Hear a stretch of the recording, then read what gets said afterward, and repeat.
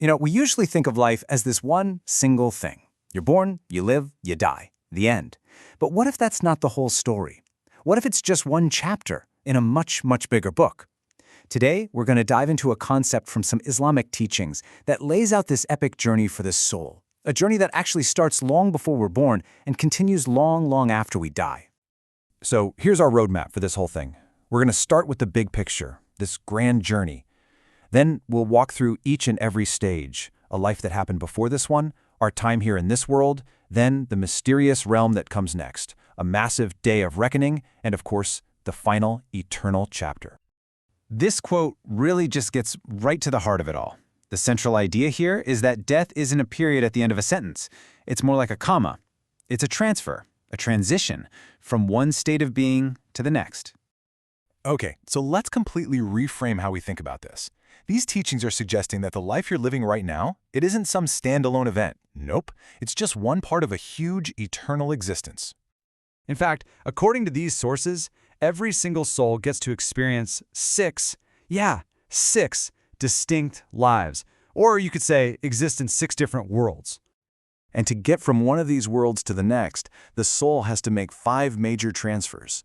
You can almost think of them like cosmic migrations, moving from one reality to another. And here it is, the whole roadmap for the soul's incredible journey. See? It starts in the world of souls, then moves to the womb, then to this world we're in now, followed by an intermediary realm, then the day of judgment, and finally, the ultimate destination. So let's break each one down. So, let's dive into the very first stage. Life number 1, the world of souls. This is a time before any of us had a body, before we were born into this physical world.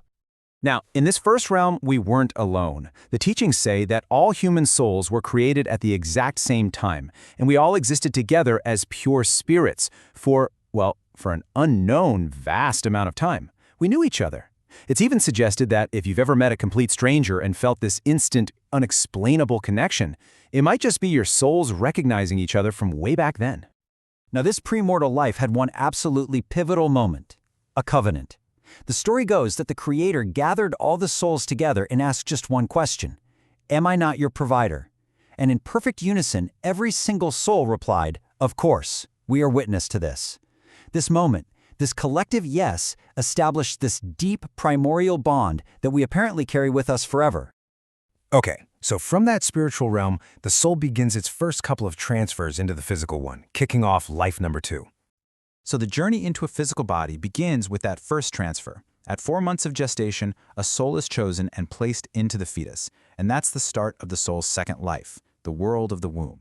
For the next few months, it's a world of total comfort, total security. Everything is just provided automatically. Then comes the second transfer, birth, and that moment thrusts the soul into a much, much larger and more complex reality. And that brings us to life number 3, the one we're all in right now. The term for this world is dunya. And in this framework, the dunya is definitely not the main event. It's seen as a temporary, transient stage, kind of like a testing ground, where we're given free will to make choices that will shape our eternal future. To explain this whole idea of transitioning out of this life, a really powerful analogy is used. Just imagine twins in a womb. One says to the other, "Hey, after this, we're going to another world. It's got big spaces and light and people." The skeptical twin just replies, "What are you talking about? This is it. This is all there is. Has anyone ever left here and come back? I don't think so." You see where this is going, right? That conversation between the twins, it's meant to be a perfect mirror for the debate we have right here in the dunya. The believer is trying to describe a reality they can't see yet, while the skeptic is demanding physical proof. And all the while, both of them are about to be transferred into that new reality, whether they believe in it or not. And this chart just lays out the pattern so clearly. At each stage, our perceived reality feels like the entire reality. To a fetus, the womb is the whole universe. For so many of us, this world feels like the only real life there is. But the argument is that each stage is just preparation for the next, much greater one. And this leads us to the third transfer, what we call death.